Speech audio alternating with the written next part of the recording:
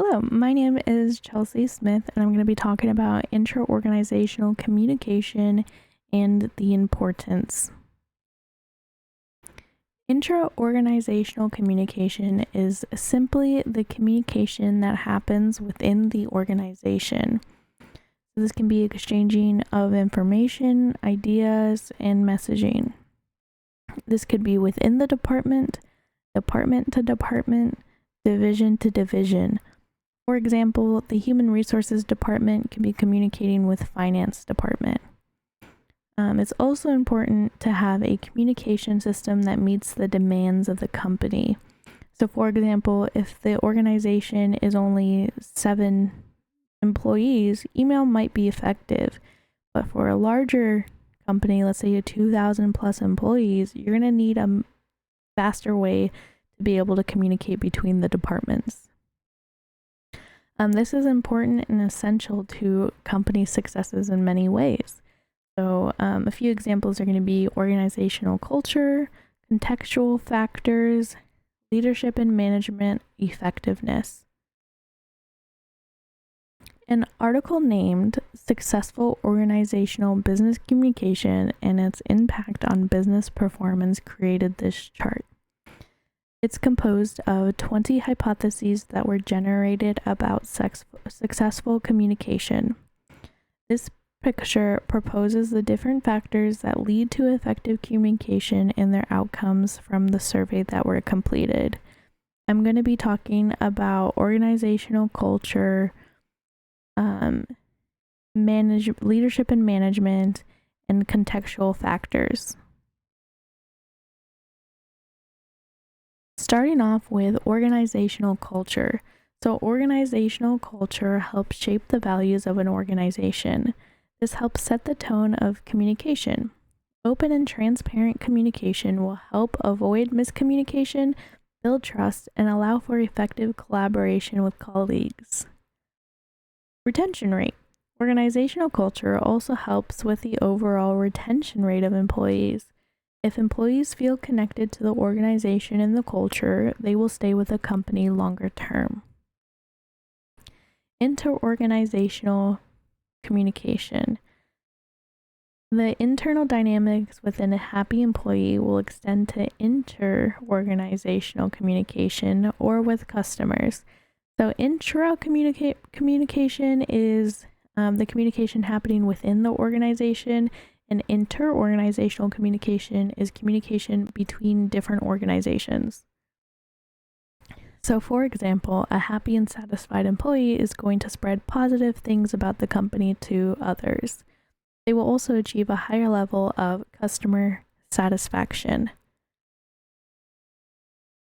Leadership and management effectiveness. Management and leadership set the tone for communication within the organization. So the frequency, style, and openness all play into how employees are receiving the message.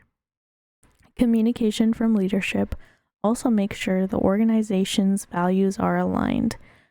For example, I work at South Central Foundation, which is a tribal healthcare organization, and every Friday we get an organizational-wide email from the CEO. She tells us what happened that was important for the week and how it relates to the organization's mission and vision and why we do what we do. Transparency, consistency, and honest managers build trust with their employees and create a foundation for communication. This is also essential in conflict resolution. Management and leadership resolve intra-organizational conflict by actively listening, showing empathy, and effectively communicating a potential solution to the problem. Contextual factors. Information quality. So it's important to have accurate information which is free from errors. Employees should be making sure that the facts and details are true. If information is inaccurate, this will lead to miscommunication and misunderstandings. Relevance. The information being told should be relevant and necessary to that employee. If the information is irrelevant, the listener might disengage from the conversation because it's not directly applicable to them. Completeness. Complete information provides the employee all needed details to understand and complete the assignment. Incomplete information, a lot like inaccurate information, will lead to misunderstandings and miscommunication. Timeliness. Timely communication ensures the information is being provided when needed. Some things are more urgent than others. Delays can cause decreased trust when important information isn't being relayed effectively. Frequency of interactions.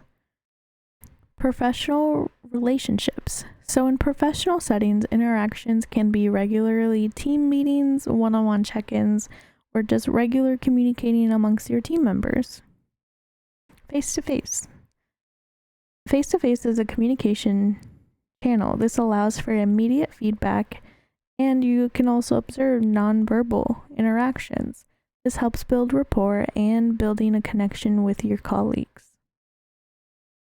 Team projects increase communication among colleagues. This might need to set additional regular meetings to be able to provide updates and to be able to stay on track for project completion. Everybody has a preferred method of communicating. Some might prefer written communication in the form of an email versus verbal discussion, for there's no chance of misinterpreting the written message. For me, I'm somebody who enjoys both. I would like to have a verbal conversation, but if there's something important in our conversation that was said, I would also like it written down. Employee productivity and satisfaction. So employee productivity and satisfaction are all results of effective communication. So effective communication helps clearly articulate expectations regarding goals, projects, and performance standards. So this will help an employee prioritize their work and accomplish their goals.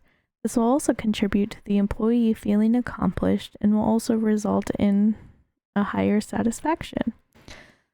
Feedback to an employee helps them understand their strengths and where they can improve. This helps the employee continuously grow and improve team performance. Employee recognition for accomplishments contributes to a positive work experience. And communication around trainings and educational opportunities allows employees to learn new skills. This can also increase productivity. Challenges to communication. So sometimes the messages being sent aren't as clear as the sender thought. So it's important to try to follow up and be sure the message was received as intended. Physical barriers. Locked office doors and tall cubicle walls are both physical barriers. So you try to leave your door open and unlocked, promoting openness and approachability. Physiological barriers. These can be like impaired hearing, reading, or vision. So be aware of coworkers who might have a physiological barrier and be adaptive to what they need. Cultural barriers. So like a language barrier can lead to a employee feeling excluded. You might have to adjust your talking speed for you're able to be understood. How to improve communication. So one way to improve communication is promote open communication within the organization. So you can do this by creating an environment where employees feel comfortable expressing their thoughts and feelings. Creating this environment will also encourage questions and feedback. A couple ways to receive this is by creating a survey or a suggestion box. Another way is clear expectations. Communicating clearly about expectations will keep communication from being misunderstood. This can be making clear timelines for projects, for roles, and just daily responsibilities. You can also use technology to improve communication. For example, the company I work for, we heavily rely on Microsoft Teams. This allows us to quickly send messages for questions, call or video chat about something that can be misinterpreted by an email. Creating a communication plan is important for team projects. This will help keep everyone on task, and if there is a problem with something on the project, it is being able to be clearly messaged to the whole group. This can be in the form of like a regular check-in or a set meeting. Face-to-face interactions help build relationships. Whether in person or virtually, having a quick conversation with a colleague can improve communication between the departments. I say this is important for my role in my organization is because I work with many different departments and hiring managers on a daily basis. These quick combos have helped me form relationships with them. And communication training. So communication is hard. It doesn't come easy to a lot of people. So offering workshops or training sessions on communication can improve effective communication. This can also include conflict resolution trainings and active listening. Conclusion. So effective communication is important to the success of an organization. It has positive effects on the organization culture and leadership and management effectiveness. Overall, effective communication leads to overall employee productivity and satisfaction. Of course, with any form of communication, there are different types of barriers. And with barriers, there's also a lot of different ways to improve the communication. So clear the expectations, the technologies, different trainings, and face-to-face interactions. Thank you.